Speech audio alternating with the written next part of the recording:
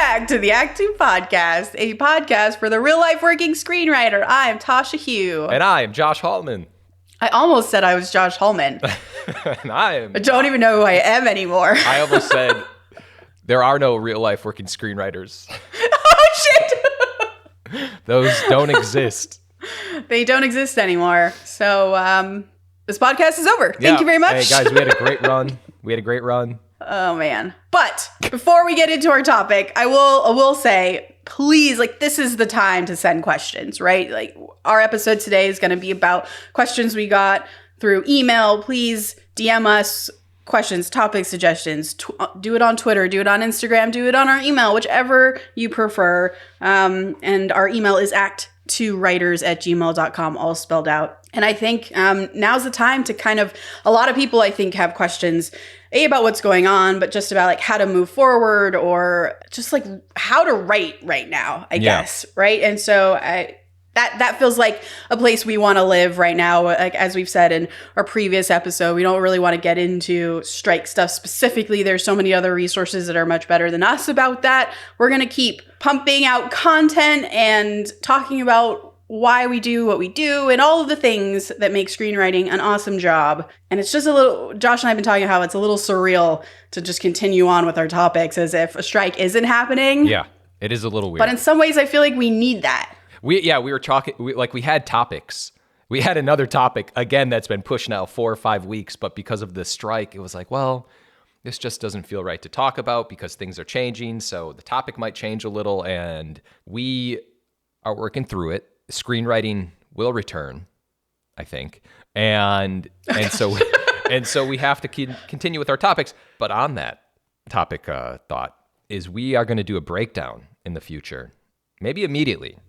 Yes. But if you have any recommendations for a breakdown that you want to see, like Maverick or Top Gun or Maverick, just email us. Email us and we'll do the breakdown. Yeah, absolutely, we'll do it. I got nothing but time.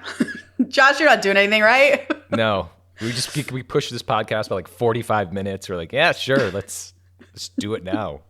We ain't got nothing to do. We don't even have a This Week in Writing. How are we ever going to do that I have again? one This Week in Writing. Oh my God, we have a This Week in Writing? But it's not really a This Week in Writing.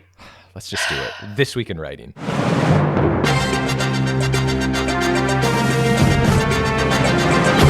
This Week in Writing. So many episodes ago now, it feels like we did an industry terms episode wherein Josh and I had two very different versions of sticky concept. Mm-hmm.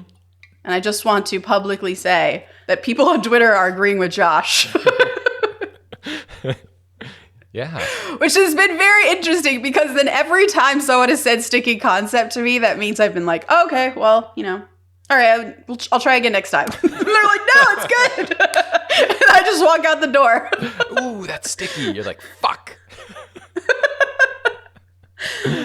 Yeah, well, I appreciate you acknowledging this, but you didn't have to do it. It's okay. I'm a humble person. I can do it. Wow. It doesn't hurt me. So we don't even have anything to talk about writing-wise. Are you writing a spec? Can we write specs? Can we admit that we're writing a spec? Okay. Yeah.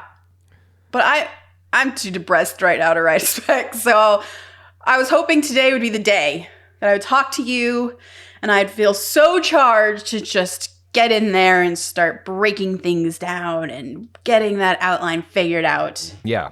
Here's the thing. We'll see. Here's the thing. Yeah, it's a dark time. It's a lot up in the air.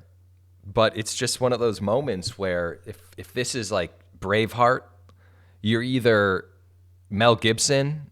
Yeah. Or you're some dude who's not in the fight. And or you're the English. You're someone else. And it's just it just you feels had me at Braveheart. I know, then I lost it a little, but I was having this conversation with someone just earlier today actually, and he was asking me how I was feeling, and I was I'm depressed. There's a lot of ups and downs, but at the end of the day, we're gonna fight. And I'm not talking about from we're gonna go picket, strike, that point of view. I'm talking about as a human being that has no option. Our backs are against the wall. If we're in Hollywood, things are changing, and you just have to be resilient. Yeah. That's it. My friend was yeah. You're going to be like a cockroach of the industry. It's like you're always going to survive. And it was like, you're goddamn right. That's what it feels like right now. It feels like, as hard as it is, writers feel like they have no other option but to do this. And I went to a dinner last night with a lot of other TV writers, and they were all supercharged. They're still excited, gung-ho, like bring down the evil empire. They believe, we all do, in what this is about. So it's not going away. And you're right. It's backs against the wall, and whatever comes, and we just keep fighting. I have this dream that, this is just my complete ignorance and optimism, is that I think a lot of the things that might be said publicly are just a negotiating tactic. And I'm hoping that it's not as extreme as it seems. Yeah. But I actually think it is as extreme as it seems. But we shall see. Who knows? Yep. All right, let's do a strike week 2 check-in. Where on the smiley face spectrum are you? Are you sad face crying? Are you really, really happy? As a 10? Which emoji are you? So I'm in the doctor's office, and he just asked me, or she just asked me, yeah, or you just asked me, and I say to you, I think you have the wrong chart. I need the confusing face. I don't know how I feel. Do you have one that that changes emotions? That is so accurate. That's totally how I feel right now. I'm not like sad or depressed or happy. I'm just like, I'm a fuzzy face. Yeah. I don't know what it is. Yeah, you have that punch me face of like, why do you look confused all the time? And that's how I feel. I'm walking around, just total confusion. Yeah, me too. Okay. Well, that's where we live this week. I love it. Our topic today, to get out of this malaise, is about some questions we got from a listener. So thank you very much for these. About kind of just how writers are paid. I think these came up as a result of the writer's strike. And I thought they were a lot of really interesting and specific questions that were worth talking about. Yeah. And real quick, I just want to say, if you do email us, thank you. But also, if you ask any questions and we can use your name, please let us know, because we never do. We never say who emails are from, because we just assume nobody wants their name thrown out there. So, although he does say in this, maybe you could dedicate an episode on the subject of the current strike. So maybe he's for it. But yes, I think that's a great idea. Please let us know, because we do like to answer your questions on the podcast, simply because if you have this question, dozens of other people are going to have this question as well. Hundreds of other people are going to have this question as well. Okay. So I'll just kind of go down the list here. One of the first questions is, how are screenwriters paid in general? Is it per script? Is it per contribution, meaning a rewrite or a polish that you do? Or is it at the end of the script when the script is written already? Or is it every month? That's a really interesting question. And I think one of the things that the Writers Guild is trying to fight for is a switch up in how screenwriters are paid. And that means screenwriters, when we say that in the WGA sense, refers to feature writers, which is weird. Like, I don't typically make that distinction, but officially there are screenwriters and then there are TV writers, right? I just kind of use the name as a blanket term. But yes, for screenwriters, feature writers, the WGA is trying to push for a pay system that basically gives them a weekly paycheck. So let me step back and kind of talk about in general how screenwriters are paid. And this is what makes it tough, actually, to make a living off of screenwriting, particularly if you're making minimum and guild minimum for a screenplay, an original screenplay, that is. So if you're the first writer in on something, you're not rewriting someone else's work, or it's not based on something previous. If you're the first writer in, I believe the minimum right now is around the high 30,000. So we'll say like $36,000 or $38,000. But you don't get paid $38,000 when you are hired to write this screenplay. You are paid usually a percentage of that. So sometimes it can be as high as 50%. If you have a one-step deal, that means that you're only writing one draft, one version of this. You're not getting notes and then rewriting it again. You just have one step. you'll get 50% on commencement, which is the start of you writing. It's kind of like if you've ever hired someone to come like build something in your house, right? Typically, you give them 50% now, 50% upon completion, or sometimes you give them some money throughout. Like, it's time to do the paint on this room, so now you have to pay me an extra, 25% for that step. And so it's the same. It's the same as that, really. So let's say you get 50% on commencement, and then you'll get the 50%. The other 50% on delivery. And this is where it gets a little tricky because delivery can be very subjective for the producers and or studio executives that you're submitting this script to. Because let's say, for example, I get my 50%, I'm commenced, I take my 12 weeks, which is pretty typical for a first draft of something, to write my movie. And I send it into the producer and they're like, this is great, but I have 2 pages of notes. And I'm like, okay, do I have to address these now? Because I'm delivering my first draft to you. And they're like, yeah, you need to address this now. And Josh, like you and I have had this experience constantly, where like, it's not ready to go on to the studio executive, or it's not ready to go on to my boss at the production company. I'm not comfortable sending the studio or my boss this draft. It's not quite ready yet. So you have to do these additional notes. So you've taken your 12 weeks and you're expecting that 50% other check for delivery, and you're not getting it. Instead, you're getting a round of notes. That's going to take you who knows how long, maybe a month, a couple weeks. And a couple days of just mental anguish. Yes. So 2 days to recover, and then you get into the notes. And like on a good note set, like if it's minimal notes, it's a week, I feel like. But typically a first draft, it does usually have a lot of problems, or it has a lot of tweaks before it's perfect or it feels perfect. So yeah, you're going to get a lot of notes. So let's say it takes another month. You submit it to your producer again. It's not quite right. Just a few more tweaks. And this process can go on forever. And I mean, I've had it go on for over a year.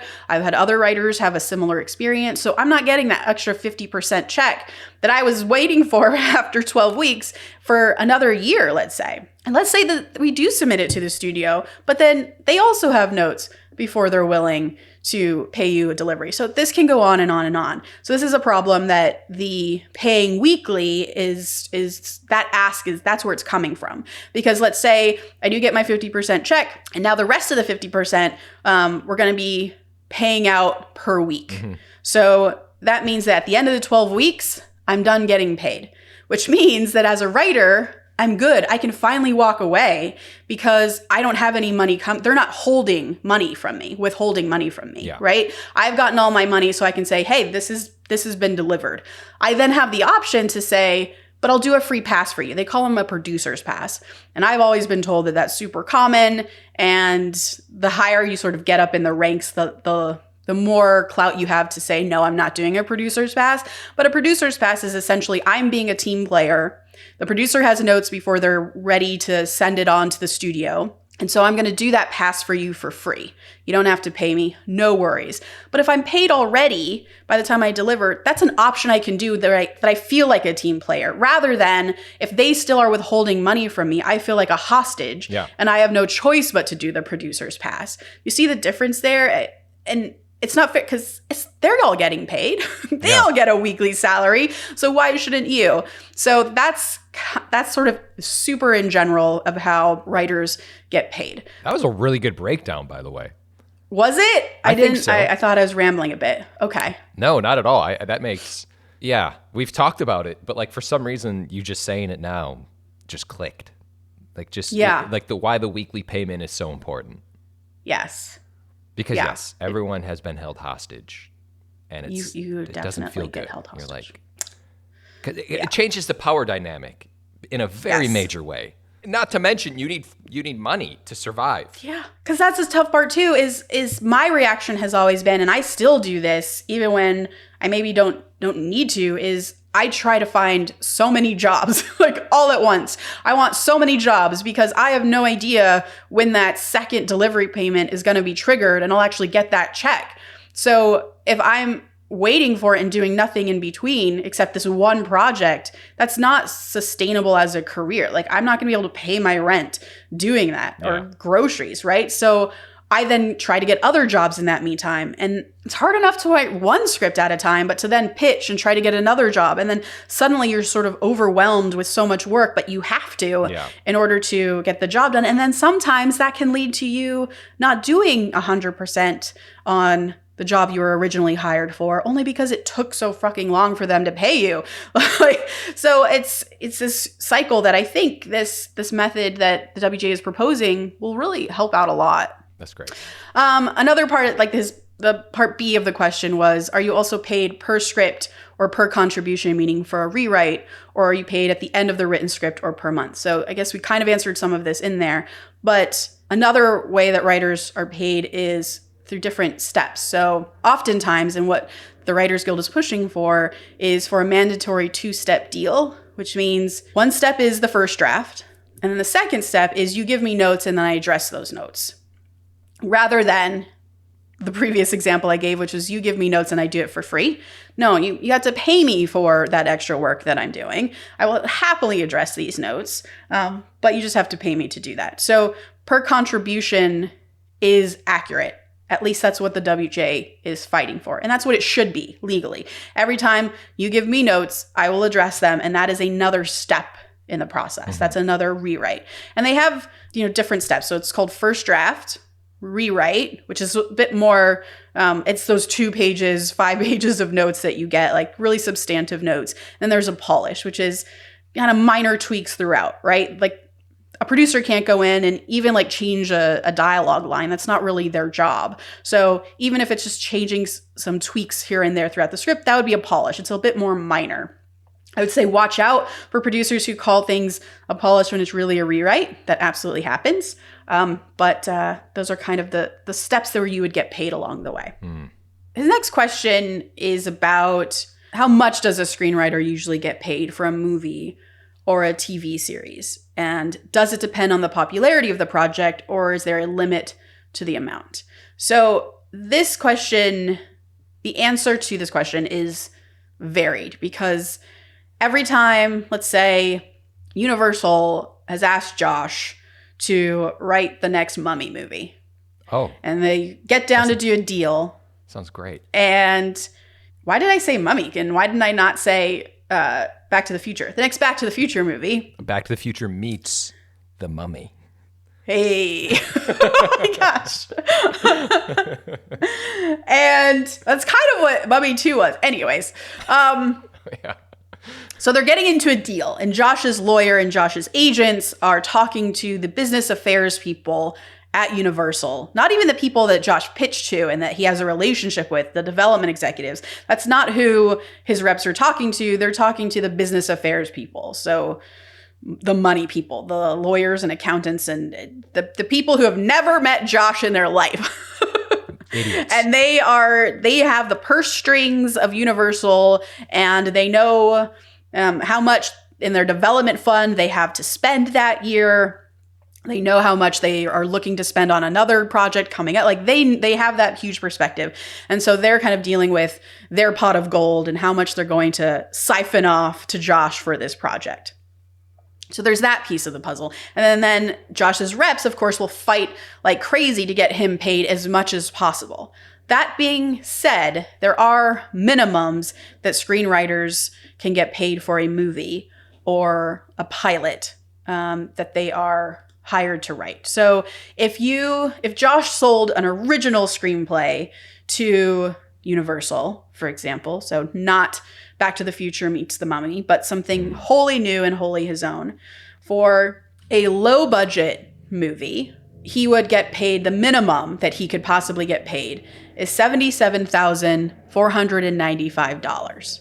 Now that breaks down to a treatment that he's going to write for $35,108, a delivery of the first draft of a screenplay based on that treatment.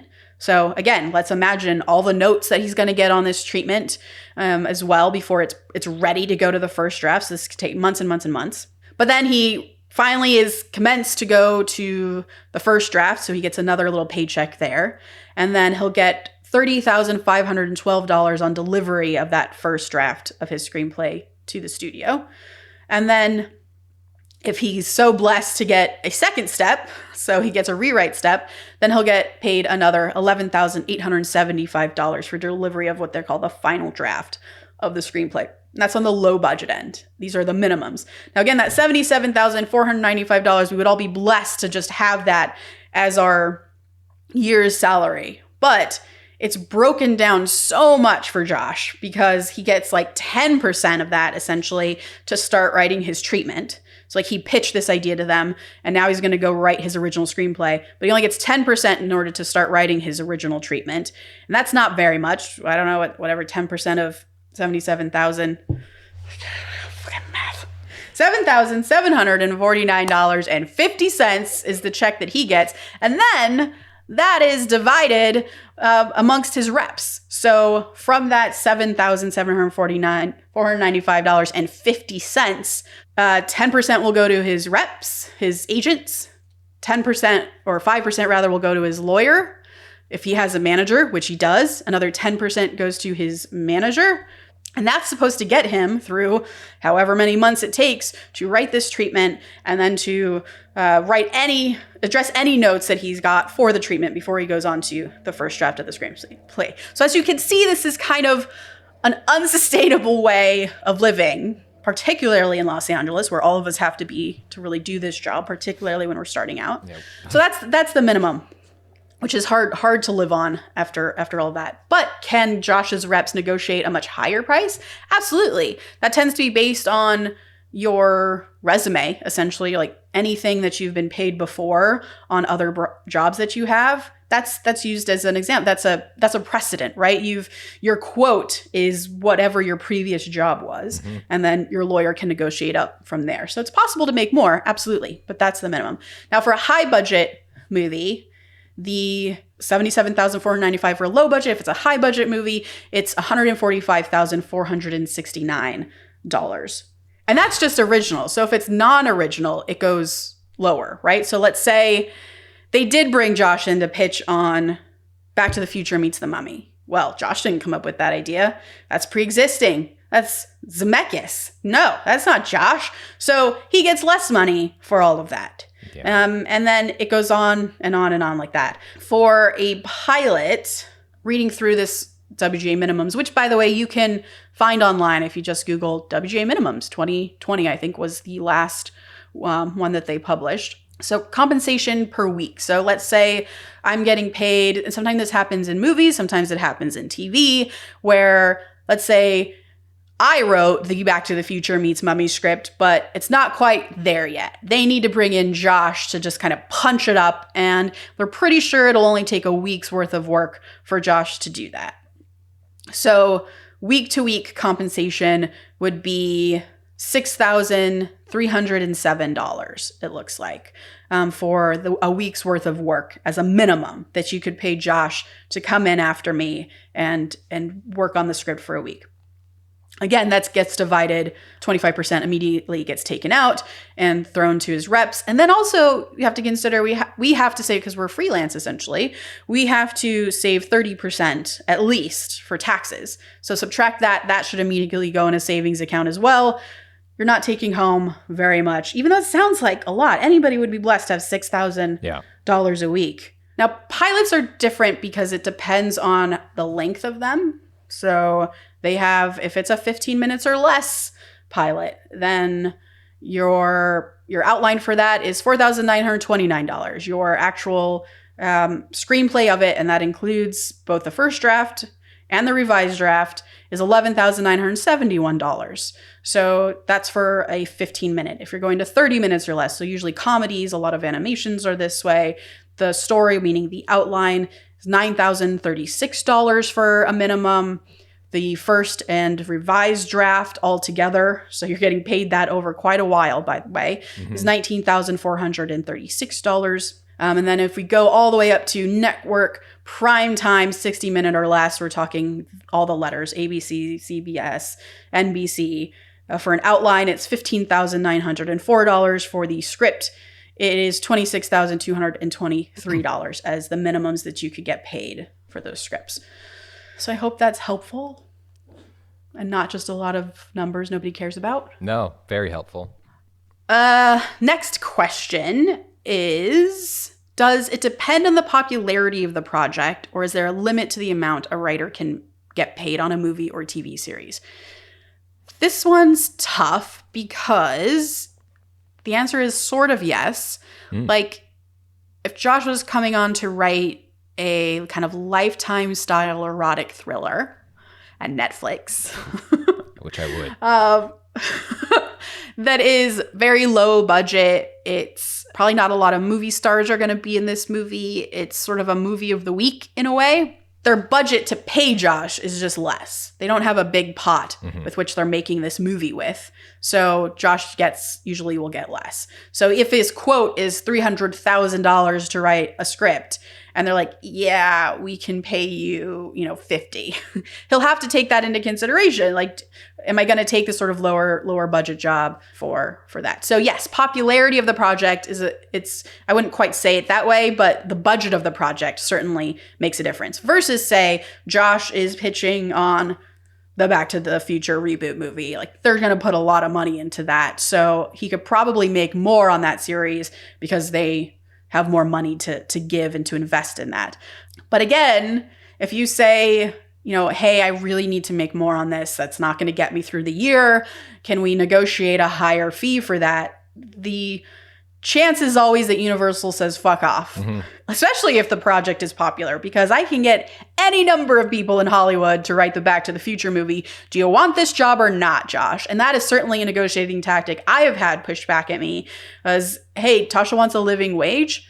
How about we say no and we can get someone else to do it for her?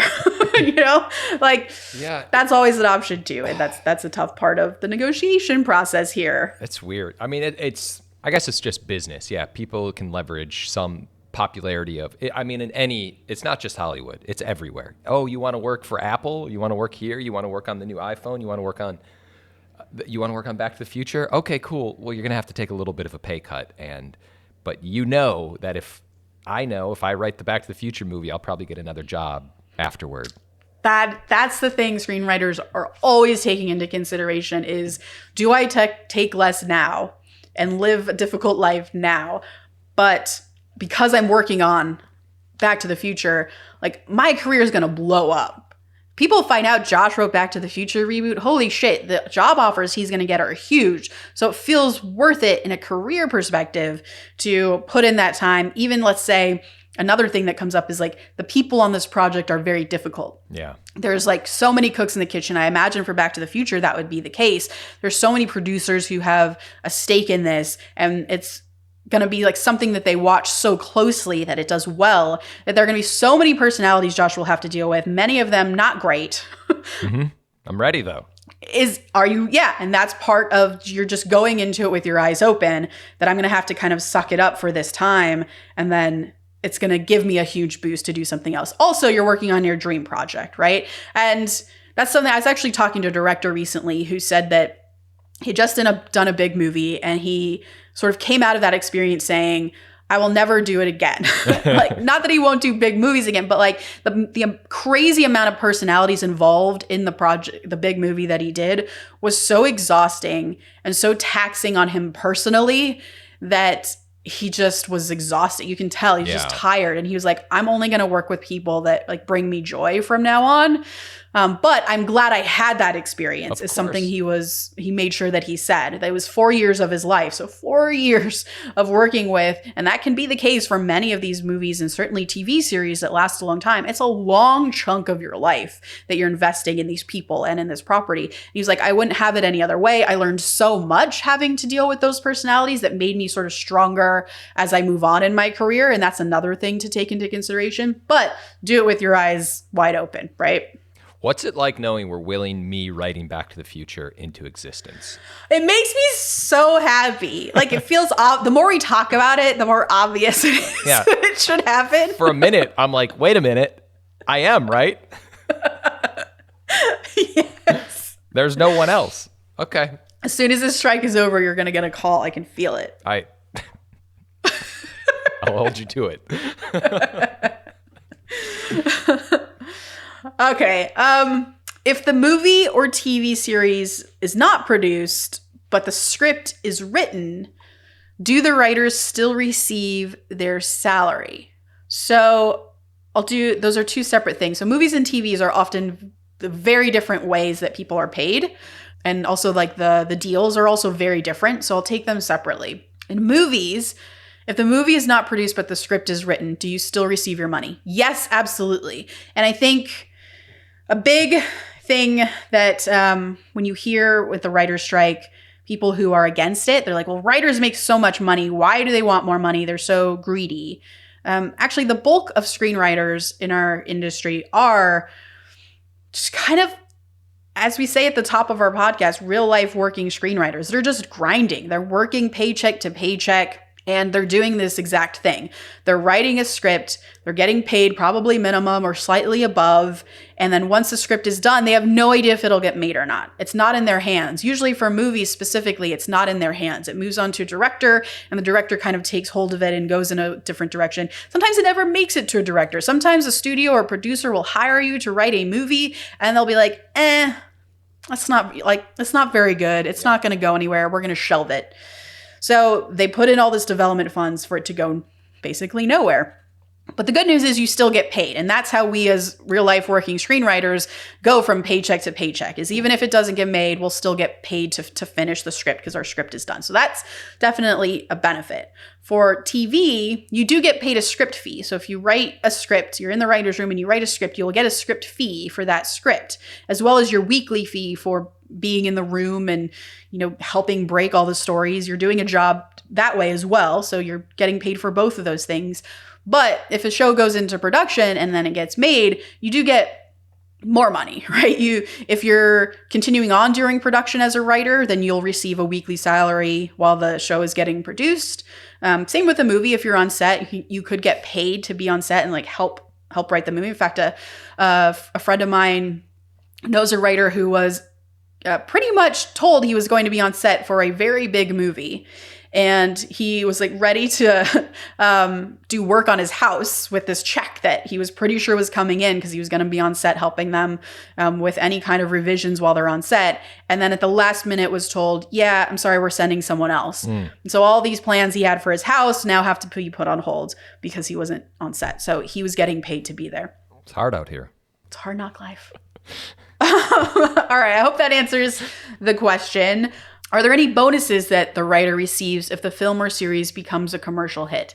And the answer is yes. You get a bonus typically for if the show or movie even goes into production at all, which is great because that means the reason why there's a bonus there for a writer is that your script was so good, it went through the development wall that most of these screenwriters, like you said in the previous question, hit. Their script does not actually make it to production. So your script was so good, it broke through that wall and actually is now going to get made. So that deserves a bonus. So you get a bonus for going into production.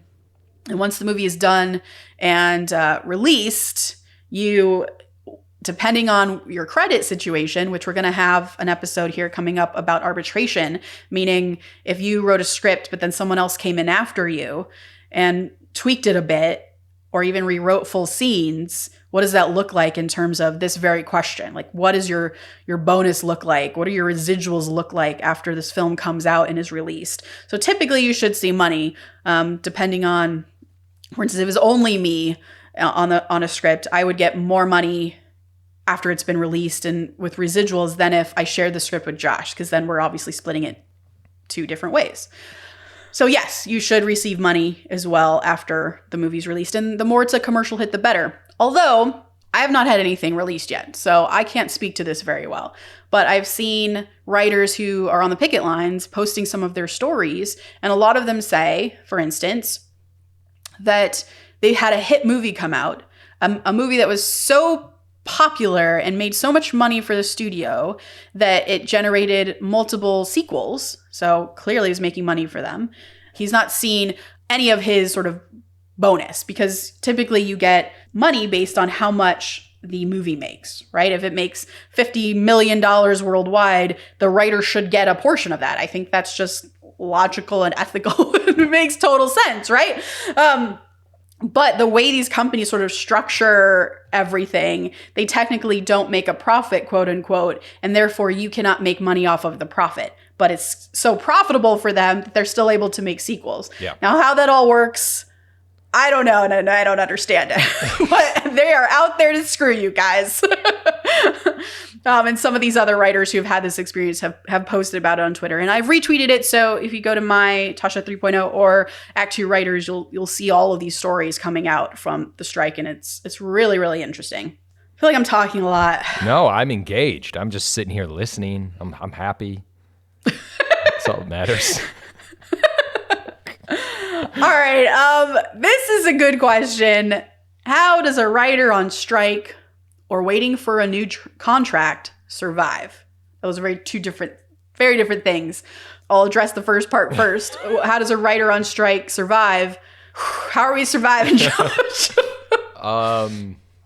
So I've been going through my daughter's Pokemon cards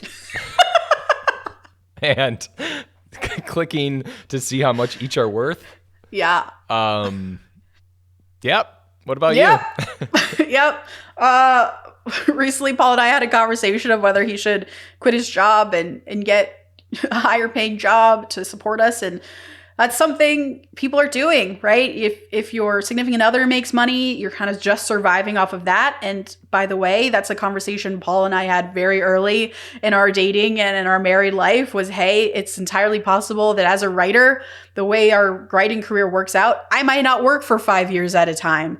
And you have to be ready to support me during that time if that ever happens. So a writer on strike is basically you're pulling up that card at this moment and you are either trying to find other work. There's a lot of people who are having to get day jobs and, work at furniture store, work in retail or wherever to make ends meet during the strike time.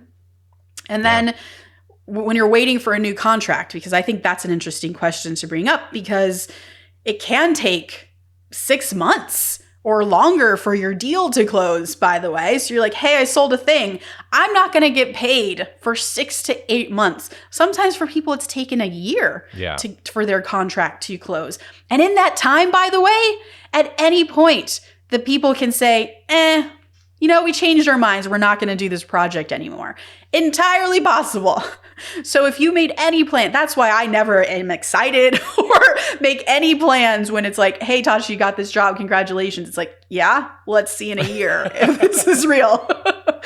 So it's very scary. And that's why a lot of writers will get multiple jobs or try to take on multiple jobs at the same time because you can't have all of your eggs in this one contract that may close in a year because how the fuck are you making money between now and when your deal closes and then you get 10%, you get $3,000 or whatever that is at the end of it, right? So a lot of writers have multiple jobs, some of which are not in the industry. A lot of writers will have their day job and then they'll write whenever they can and sell whatever they can until they're able to sustain themselves simply by writing. And that is extremely difficult and not a lot of writers can manage it, to be honest. A lot of those writers on the picket lines that you see are these people who have multiple jobs to make ends meet. Oh man, this is going great. Writing is hard. We say that every episode. You have to do this job because you absolutely love it and cannot do anything else because it is a slog, my friends. Yeah. Okay. This last question is going to kill me. I can already tell. As it concerns the advance of artificial intelligence in entertainment, what are your fears following the advance of these new technologies? And do you think studios would be tempted to use this tool? The answer is absolutely yes. Not would be in the future. They are already tempted. They are already using it. They are already telling writers, hey, how about we don't have a writer's room and it's just you and an AI? How about that? They are already doing this. So the fears are real. And they are very high. I don't want to talk about it. Yeah. I was thinking about AI today, as I do every day. And I was thinking to myself that we've been using AI for a really long time with like technology and special effects and putting it in movies. So AI's already been here. It just came for us a little late. And I don't know the timetable, but like I've seen ChatGPT version 4 or whatever version it is now. I've used it. We've tested it. I've watched videos on it. We all know that shit is not good, and studios cannot use it currently. In the current state, it might be able to write something that's not good, but on like a higher level, it's just not there yet. It's just not. And it can't take notes, and there's always going to be notes. Yeah. So that's now. That might change in 4 days, but I'm just saying, let's not talk about technology. Bury my head in the sand, bury me under a rock.